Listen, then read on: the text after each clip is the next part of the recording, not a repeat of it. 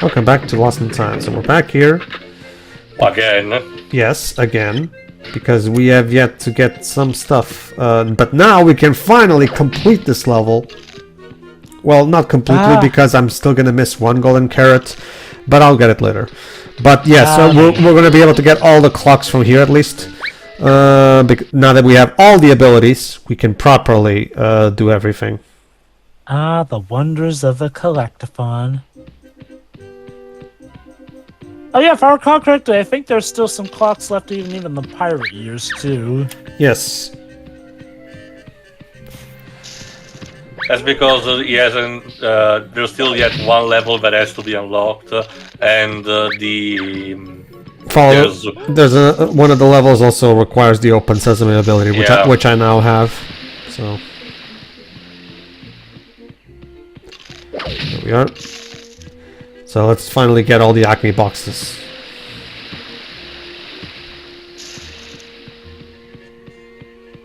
It's interesting how in this game Acme only stores carrots. One of the few times they're not working against us. You might be interested in the Sheepdog and Wolf game, Waves. That's more of what you're thinking. Yeah, well... Was Acme secretly taken over by Lola Bunny, and she's doing this to sister-in-law?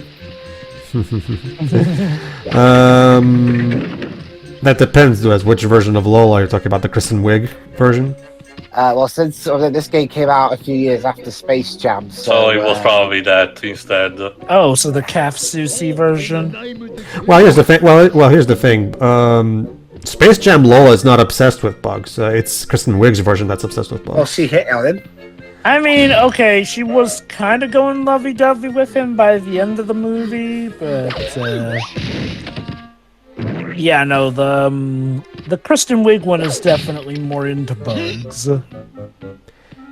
Alright, to me that was like the best thing they could have done, reinvent Lola as Bugs' a creepy stalker, which makes her a lot more crazy, as in loony, compared to her original incarnation. Not so much stalker, since he eventually did settle down with her as boyfriend and girlfriend, but... Oh, sure. That is true, but you understand, like that concept is, in my opinion, is much better for what the original Space Jam movie did. Because in Space Jam, she has no interesting or funny characteristics whatsoever, and she's just there she's just there to be a bunny girl for Bugs. That's it. I did like that bit in the Space Jam pitch meeting video, where it just basically comes down to, oh, the writer wants to put his fetish on screen.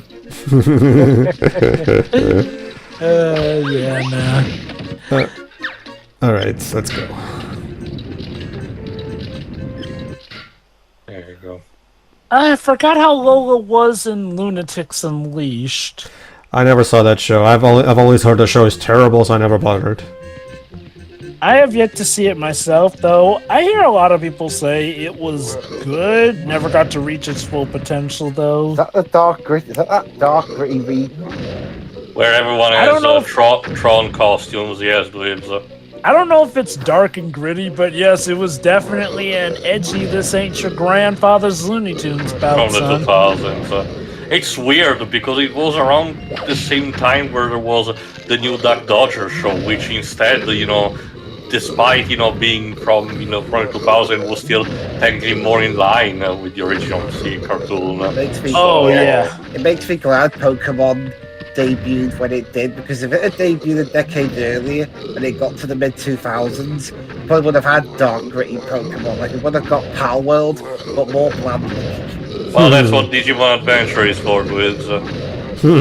But yeah, no, the Digimon's its own series. It can do stuff. True, but the designs, you can tell that they're also products from the early to mid to late 2000s. But Dweebs, I don't know. There's a lot of comedy potential in Ash going, "I'm gonna fucking catch them all." I'd rather see it. I'd rather have had an episode where Ash threatens the gym leaders at gunpoint to give me the quantum, I'll kill you. Funny you mentioned that, Waves. There's an episode where a person actually threatens Ash at gunpoint, but as you can imagine, for kids, hastily censored that. No, they Which didn't. did No, that's the confirm thing. that, yes, Well, actually, bugs are a thing in the Pokemon universe. that's the thing too. They didn't just censor the episode; they flat out did not dub it, and just it's only available in Japan. That's the thing. Thankfully, that wasn't Lieutenant Surge. Can you imagine? Get it? Because it's the American. I think the Yeah. most See, recent see the episode- problem? Go on. I think the most recent episode that got banned from from airing outside Japan was that one from the X and Y series where it kind of looked like Ash was doing blackface. Yeah, because there was the Patsy man, if I recall correctly. And that happened not too long after Disney sacked Roseanne Barr for that incident. So apparently they didn't learn anything from Jinx. Got it. No.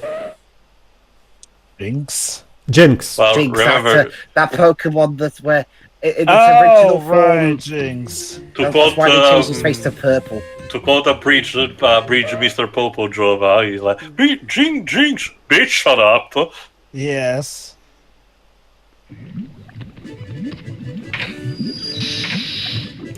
Alright, so now let's climb all the way because there's still a couple more Acme boxes. With the fire up to use them, Yep. That was all part of Pedro's masterful plan. obviously. There you go. And now I'm also going to be able to finally get The flag. the flag, yeah. Because now I have the Hocus Pocus spell. Time to capture the flag. Literally.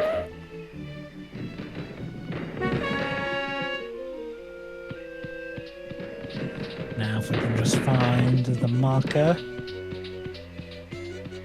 It's in the tower after this particular bridge, if I remember correctly. It needs to work on their dragon infestation. Remember, it's based on that episode where Yosemite Sam is the Black Knight and has his magic sword, but the dragon that with him doesn't particularly behave. There we are. Yep. Oh, Huzzah! And here's the flag. So now we just have to bring it all the way back to the bottom part of the castle.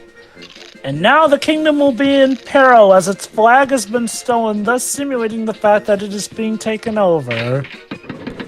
Yeah, this game was secretly Bugs Bunny deviously plotting to take over this land. And it turns out this place was England. The butterfly effect will make it so that rabbits are the one in charge of Parliament. I don't know about you, but yeah, I can't. Yeah, the Looney Tunes being in government. there you go, just for one clock. The things I do for time travel. Yeah, That means, basically. hang on, if Bugs Bunny went all the way back in time and took over government, that would mean since everyone would be too baffled at the concept of animals running the country. Guy Fawkes wouldn't have attempted to blow up the Parliament, so there'd be no bonfire nights. So in that game, I don't know. There's some fun and entertainment to be had in bonfire night. fireworks, yeah. Yeah. It'd be like, could you imagine, Jover, you had no Thanksgiving because rabbits took over the government? That would be weird, yes. Essentially, that bonfire night is essentially our closest equivalent, except it was for a reason of celebrating someone not blowing something up. And we don't usually have giant turkeys. Well, actually, Dwebs, in the Looney Tunes shorts, usually the one that's trying to run for US president is Yosemite Sam. Does he ever succeed? Nope. Wasn't there one episode where he actually did, but there was a caveat? Outright president? No. What was a caveat? It turned out he rigged the election, so... There we go. One particular bit that I like from one of those shorts actually is is Bugs' campaign involves having and I have a big stick. And then Son's like, oh yeah? Well, I speak louder! And I have an even bigger stick! And I use it too! And then he bonks Bugs in the head. So there you go, Theo. Even as far back as the 40s, we were doing "my dick is bigger than yours" jokes. Well, it is based on a quote from Teddy Roosevelt, if I recall correctly. Yeah, speak softly but carry a big stick. In fact, Bugs even dons a disguise to make himself look like Teddy Roosevelt for that bit. Yeah, basically. Also, I noticed that you took damage from that fireball, but there was no, Bugs recording from that for some reason. Usually that happens. Alright, like I said... Pedro, you're missing one last golden carrot. I'll get it later. For now, let's do something else, because I'm getting a bit tired of replaying this level. Good, but you left some stuff behind you. Fortunately, the golden carrot that I missed is right at the beginning of the level anyway, so I don't have to replay it again, fortunately. Bye. Yeah, goodbye, Moyle. Alright.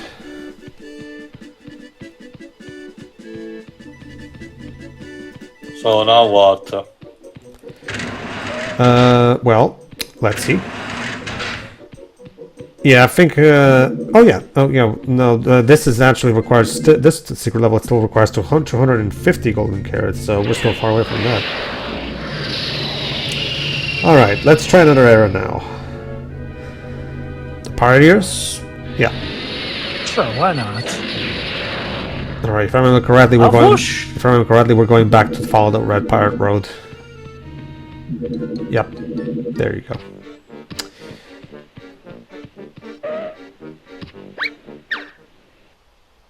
All right. Does everybody still remember the pattern? Yep.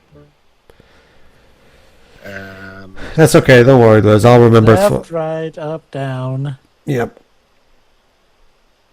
Okay.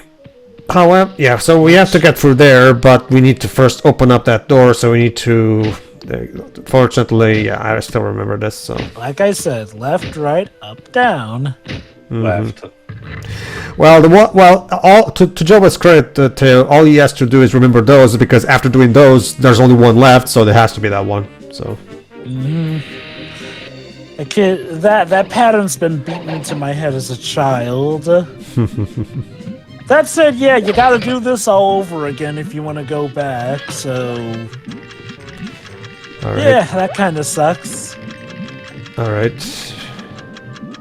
Like, and I do get it that technically the levels, kind of have to reset, but it's like, I feel like at the very least with this, they should have made it so that it's a lot easier to re-access it after you've done this part. Since they know you're going to have to come back anyway. I'm not entirely certain the technology was quite up there to the point where that was possible yet. Because remember, this is the early days of 3D gaming. I guess. Well, Mario 64 kind of did something similar.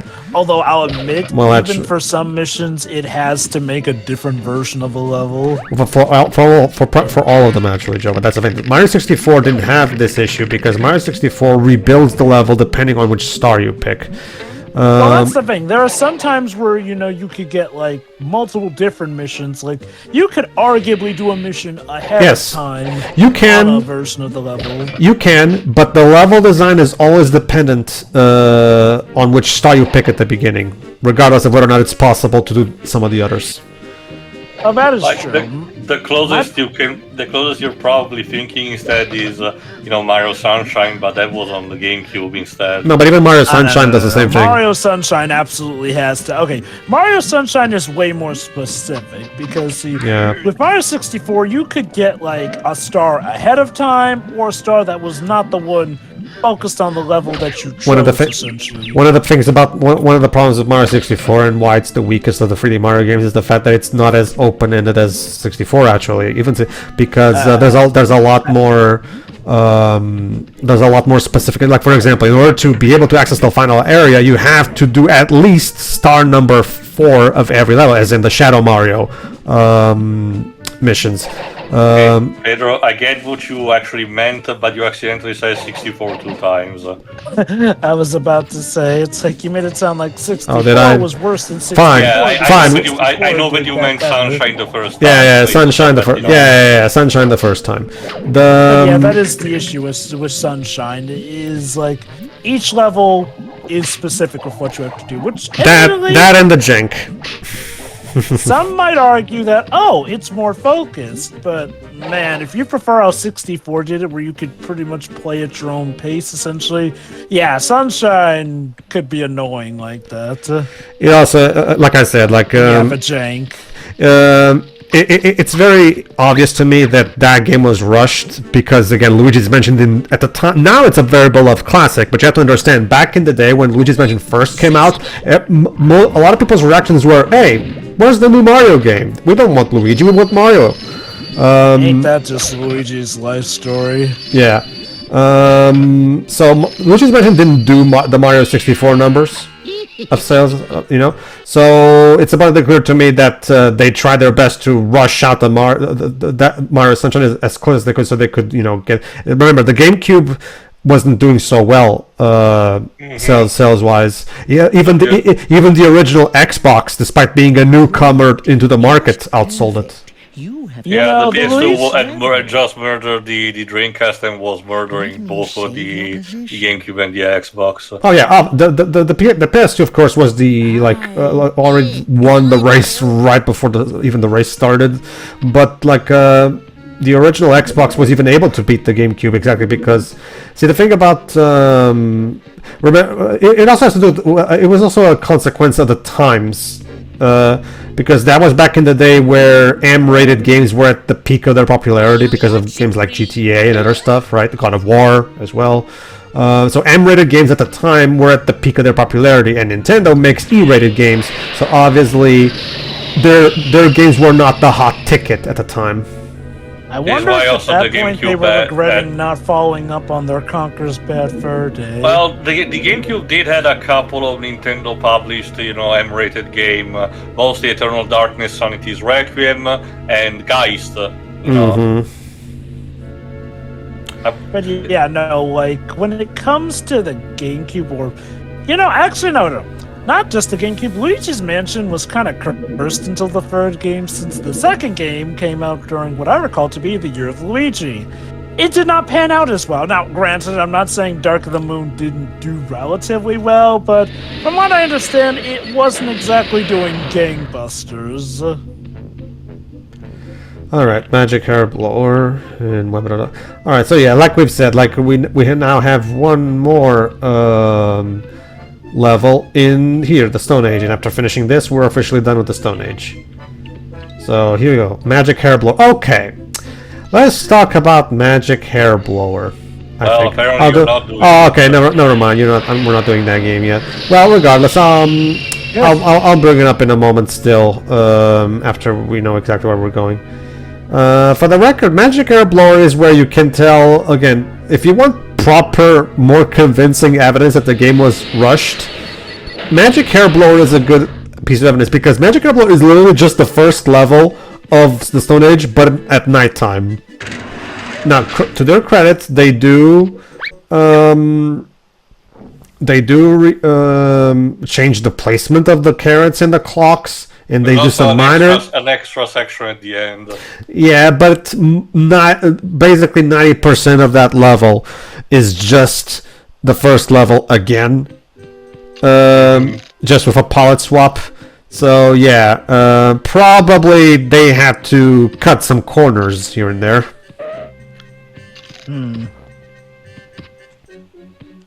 It's been something we've been theorizing over time.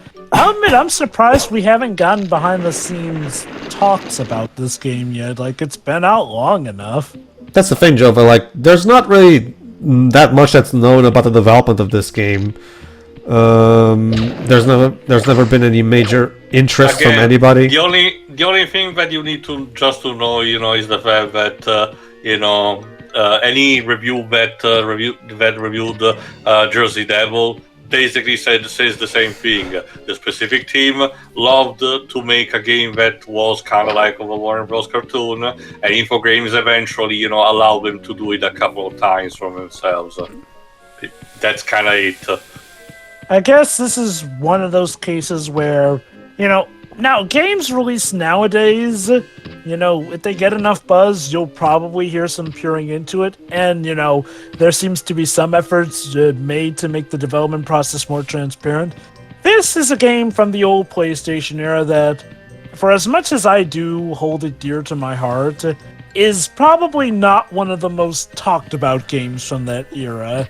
And you tend to need to be one of the more talked about games to get a lot of development history revealed. Granted, for all I know, maybe Matt McMuscles is working on a What Happened episode of this game. Granted, probably not, because it's not like it's a bad one. Yeah, I'm kind of with Pedro. I don't really think it needs one. It's one of those things where it's just like, remember, there's not really any information that I'm aware of, at least, about the development of this game, like specific interesting facts or anything. I don't see much of a point. I mean, yeah, the game was probably rushed, but unless someone goes out of their way to find one of the developers and interview that developer, I don't think we're going to learn anything. I mean, this game is now nearly 30 years old at this point. So, and admittly, what's 25? Let's be generous. And admittedly, it's not even like the game is infamous, like, no. Yeah, maybe it feels like stuff got rushed at least, but for the most part, the game still maintains its quality, I'd say, overall. It's not like there's a massive downgrade or suddenly the thing becomes a flaming wreck. Now, if it became a flaming wreck, like, say, Bubsy 3D, then there might be more talks about it. Like, which is actually instead getting a re-release, thanks China, I guess. Yeah. That's one of the things, ironically. Sometimes you're better recognized if you're the cream of the corn, or if you're the absolute worst, essentially. Ironically, being in the middle of those can sometimes doom you to irrelevancy. It's like people taking the wrong, lessons from it. Sure, I get the message of, wanting to, improve the flaws, but with stuff like Bubsy, it's just a simple re-release. So, no, they're not doing that. All right. Yeah. See you for the next part, everybody, where we start Magic Hair Blower proper. See ya. Bye. Ta-ta.